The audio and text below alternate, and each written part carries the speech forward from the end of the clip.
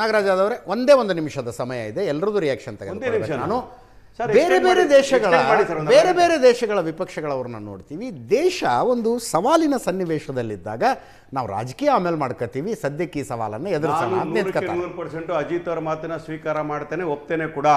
ದೇಶ ಮೊದಲು ಅಂತ ಬಂದಾಗ ರಾಜಕೀಯ ತದನಂತರ ಬರ್ತದೆ. ಒಂದು ನಿಮಿಷ ಸರ್, ಪ್ಲೀಸ್. ಎಸ್, ನಿನಗೆ ನಾನು ಅಜಿತ್ ಅವ್ರು ಹೇಳಿದ ಗೌರವದಿಂದ ಹೇಳ್ತಾ ಇದ್ದೀನಿ. ದೇಶ ಮೊದಲು ಅಂತಕ್ಕಂಥದ್ದು ಎಲ್ಲ ಭಾರತೀಯರಿಗೆ, ಕಾಂಗ್ರೆಸ್ ಅವ್ರಿಗೆ ಮಾತ್ರ ಅಲ್ಲ, ಎಲ್ಲರಿಗೂ ಅಂತ ಹೇಳ್ಬೇಕಾದ್ರೆ ನಮ್ಮ ವಿಚಾರದ ಅರ್ಥ ಮಾಡ್ಕೋಬೇಕಾಗ್ತದೆ. ಇಲ್ಲಿ ವಿಚಾರ ಬಂದಿರತಕ್ಕಂಥದ್ದು ಈಗ ಅದು ಹೇಳ್ತಾರಲ್ಲ, ಈಗ ಬಂದು ನೀನು ಯುದ್ಧ ಸ್ಟಾರ್ಟ್ ಆದಾಗ ಸಮರಾಭ್ಯಾಸ ಮಾಡಕ್ ಹೋಗ್ಬೇಡಪ್ಪ. ನೀವು ಯಾಕೆ ತಯಾರಿ ಈಗ ಮುಂಜಾಗ್ರತಾ ಕ್ರಮಗಳನ್ನು ಹೇಳ್ತಾ ಇದ್ದೀರಿ? ಯಾವಾಗ ಹೇಳಬೇಕಾಗಿತ್ತು? ನಾನು ಹೇಳ್ತೀನಿ ಕೇಳಿ. ನೀವು 2014 ಅಧಿಕಾರಕ್ಕೆ ಬಂದಾಗ ನೀವು ಬೆಲೆ ಏರಿಕೆ ಬಗ್ಗೆ ಮಾತಾಡಿದ್ರಿ, ಫಾರಿನ್ ಪಾಲಿಸಿ ಬಗ್ಗೆ ಮಾತಾಡಿದ್ರಿ, ರಿಸರ್ವ್ಸ್ ಬಗ್ಗೆ ಮಾತಾಡಿದ್ರಿ, ಫಾರೆಕ್ಸ್ ರಿಸರ್ವ್ಸ್ ಬಗ್ಗೆ ಮಾತಾಡಿದ್ರಿ. ಅವನ್ನೆಲ್ಲವನ್ನೂ ಕೂಡ ನೀವು ಮಾಡಿದ್ರೆ 3.48% ಇನ್ಫ್ಲೇಷನ್ ಇದೆ ದೇಶದಲ್ಲಿ. ಸರ್, ನನಗೆ ಕೇಳ್ಕೊಳ್ಳಿ ಸರ್, ಈ ಯುದ್ಧದ ಸನ್ನಿವೇಶದಲ್ಲಿ ಭಾರತದಲ್ಲಿ ಇನ್ಫ್ಲೇಷನ್ನು, ನಾನು ಹೇಳ್ತಾ ಇರೋದು ಹೋಲ್ಸೇಲ್ ಅಲ್ಲ, ರಿಟೇಲ್ ಇನ್ಫ್ಲೇಷನ್ ಇರೋದು 3.48%. Nagaraj Yadav, what is the food inflation? What is the food inflation? 7% the food inflation. ಅಂದ್ರೆ ಬೆಲೆ ಏರಿಕೆ ಜಾಸ್ತಿ ಆಗಿದೆ ಆಹಾರ ಪದಾರ್ಥಗಳ ಮೇಲೆ. ಒಂದೊಂದು ನೀವು ಬೇಕಾದಿರೋ ತಗೊಂಡು ಮಾತಾಡಕ್ ಹೋಗ್ಬೇಡಿ. ಬೇಕಾದಲ್ರಿ, ನಾ ಗ್ರಾಸ್ ಇನ್ಫ್ಲೇಷನ್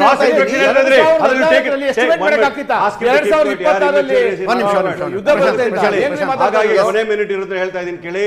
ಮುಂಜಾಗ್ರತಾ ಕ್ರಮಗಳನ್ನ ತಗೊಳ್ತಕ್ಕಂಥ ಸಮಯದಲ್ಲಿ ವಿಫಲ ಆಗಿದ್ದೀರಿ. ಆಡಳಿತ ವೈಫಲ್ಯ ಯಾವಾಗ ತಗೋಬೇಕಾಗಿತ್ತು? ನೀವು 2014 ಅಧಿಕಾರಕ್ಕೆ ಬಂದಾಗಿಂದ ದೇಶಕ್ಕೆ ಕೊಟ್ಟ ಮಾತಿನಂತೆ ನಡ್ಕೊಂಡಿದ್ದೆ. ಆದ್ರೆ ಈ ದೇಶದಲ್ಲಿ ರಿಸರ್ವ್ ಇನ್ಕ್ರೀಸ್ ಆಗ್ಬೋದಾಯ್ತು, ಈ ದೇಶದ ಅಗ್ರಿಕಲ್ಚರ್ ಪ್ರೊಡಕ್ಷನ್ ಜಾಸ್ತಿ ಮಾಡಬೇಕಾಯ್ತು, ಈ ದೇಶದ production of other goods also ಕೂಡ bin much better.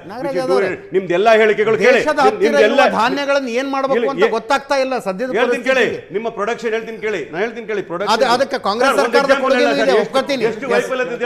Last minute sir, Covid ಬಂದಾಗ ಹೇಳ್ತಾರೆ ಏನ್ ಮಾಡಿದ್ರು sir, scientific problem scientific address ಮಾಡೋದು ಬಿಟ್ಬಿಟ್ಟು ನೀವು ಜಾಗಟೆ ಬಾರಿಸಿ ಹೇಳ್ತಾರೆ.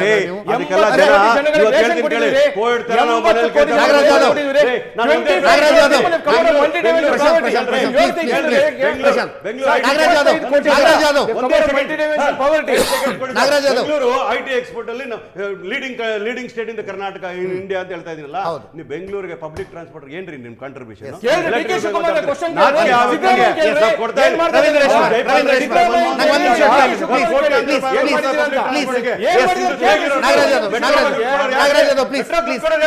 ಕರ್ನಾಟಕ ರಾಜ್ಯ ಸರ್ಕಾರ ನೀವಲ್ಲ, ತಿಳ್ಕೊಳ್ಳಿ.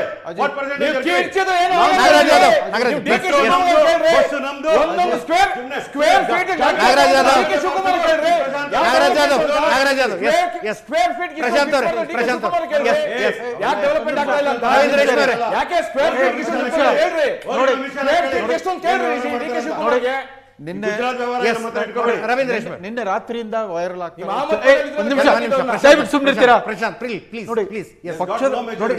ಪಕ್ಷ ರಾಜಕಾರಣದಲ್ಲಿದ್ದು ಪಕ್ಷಾತೀತವಾಗಿ ಸಂವಾದದಲ್ಲಿ ಪಾಲ್ಗೊಳ್ಳೋ ಒಂದು ಅವಕಾಶ ಇದೆ ಪಕ್ಷದ ವಕ್ತಾರಗಳಿಗೆ. ದಯಮಾಡಿ ಈ ಸಂಸ್ಥೆ ಘನತೆ ಗೌರವವನ್ನು ಕೂಡ ನಾವು ಕಾಪಾಡಬೇಕಾಯ್ತು. ನಾವು ಇವರು ಅತಿಥೇಯರು. ನಮಗೆ ಒಂದೇನು ಅಂತ, ನಿನ್ನೆ ವೈರಲ್ ಆಗ್ತಿರೋ ಚಿದಂಬರಂ ಅವ್ರ ಪ್ರೆಸ್ ಕಾನ್ಫರೆನ್ಸ್ ಕಾಂಗ್ರೆಸ್ಮನ್ಗಳೆಲ್ಲ ನೋಡಿದರೆ ಎಷ್ಟು ಸೊಗಸಾಗಿ ಸರಳ ಜನಸಾಮಾನ್ಯರಿಗೂ ಅರ್ಥ ಆಗೋ ರೀತಿಯಲ್ಲಿ ದಯಮಾಡಿ ಸ್ವಲ್ಪ ಕಾಲ ಚಿನ್ನದ ಖರೀದಿನ ಕಡಿಮೆ ಮಾಡ್ಕೊಳ್ಳಿ ಅಂತ ಅವ್ರು ಎಷ್ಟು ಸೊಗಸಾಗಿ ವಿವರಿಸ್ತಾರೆ.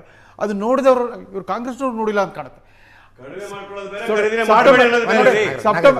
ಸೆಪ್ಟೆಂಬರ್ 1, 1968 ಜಾರಿಗೆ ಬಂದ ಈ ಚಿನ್ನದ ನಿಯಂತ್ರಣ ಕಾಯ್ದೆ ರದ್ದಾಗಿದೆ. ಯಾವತ್ತು ಗೊತ್ತಾ?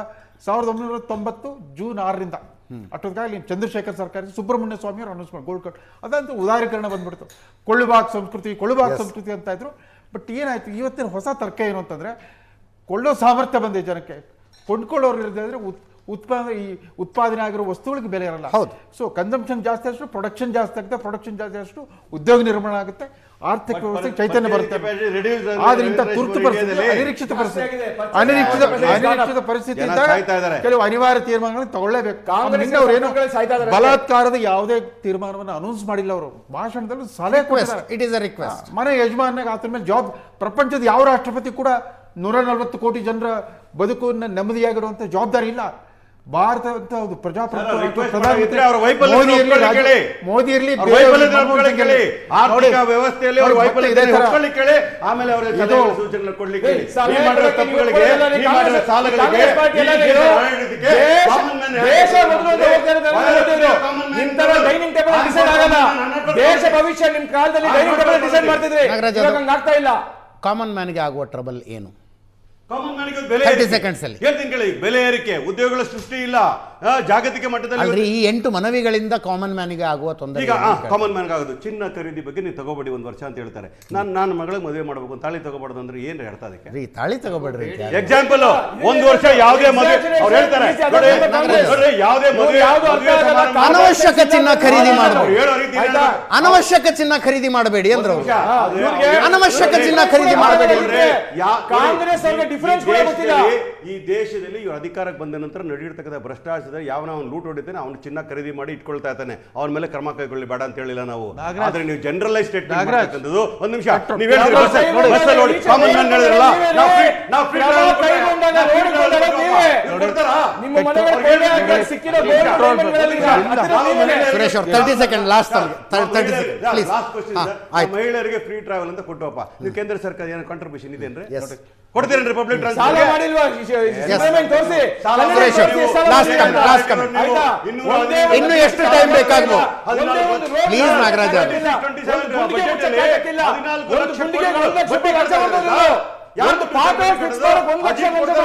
ಎಲ್ಲ ರೋಷಾವೇಶದ ಮಾತಾಡ್ತಾರೆ. ಡಿಬೇಟ್ ಮುಗಿದ್ಮೇಲೆ ನಾಗರಾಜ್ ಅವ್ರು ತಾವೇ ನಕ್ಬಿಡ್ತಾರೆ. ಸುರೇಶ್ ಅವ್ರು, ಸುರೇಶ್ ಅವ್ರು, yes. ಸುರೇಶ್ ಅವ್ರು, ಪ್ರಶಾಂತ್ ಅವ್ರು, ನೀವ್ಯಾಕ್ರಿ ಅವ್ರು ಆಡ್ದಂಗೆ ಆಡ್ತೀರಿ ಪ್ಲೀಸ್? ಸುರೇಶ್ ಅವ್ರೆ 30 ಸೆಕೆಂಡ್ಸ್. ಅಜಿತ್, ಇವಾಗ ಈ ಸ್ಟೇಟ್ಮೆಂಟ್ ಕೊಟ್ಟಿರೋದ್ರಿಂದ ಏನು ಇಂಪ್ಯಾಕ್ಟ್ ಇದೆ ಅನ್ನೋದು ಈ ಡಿಬೇಟ್ಗೆ ಪರ್ಪಸ್ ಇರೋದು. ಹೌದು. ಇದನ್ನ ನಾಗರಾಜ್ ಯಾದವ್ ಅವರು ಚಿನ್ನದ ಉದ್ಯಮವನ್ನು ನಂಬ್ಕೊಂಡು ಲಕ್ಷಾಂತರ ಜನ ಇದ್ದಾರೆ, ಅವ್ರಿಗೆ ತೊಂದರೆ ಆಗುತ್ತೆ ಅಂತ ಮಾತಾಡಿದ್ರೆ ಅದನ್ನ ಹೌದಪ್ಪ ಏನ್ I told you that. ಆ ಇಂಡಸ್ಟ್ರಿಯಲ್ಲಿ ಇರ್ತಕ್ಕಂಥ ಏನಾಗಬೇಕು, ನೌಕರಿ ಏನಾಗಬೇಕು. Thank you so much. Thank you. ಸಮಯ ಮುಗಿದೆ. ಐ ಆಮ್ ರಿಯಲಿ ಸಾರಿ, ಸಮಯ ಮುಗಿದೆ. Thank you so much. ಇದರೊಂದಿಗೆ ಇವತ್ತಿನ ಲೆಫ್ಟ್ ರೈಟ್ ಅಂಡ್ ಸೆಂಟರ್ ಮುಗಿಸ್ತಾ ಇದ್ದೀವಿ. ನೇರ ದಿಟ್ಟ ನಿರಂತರ ಸುದ್ದಿಗಾಗಿ ನೋಡ್ತಾ ಇರಿ ಏಷ್ಯಾನೆಟ್ ಸುವರ್ಣ ನ್ಯೂಸ್.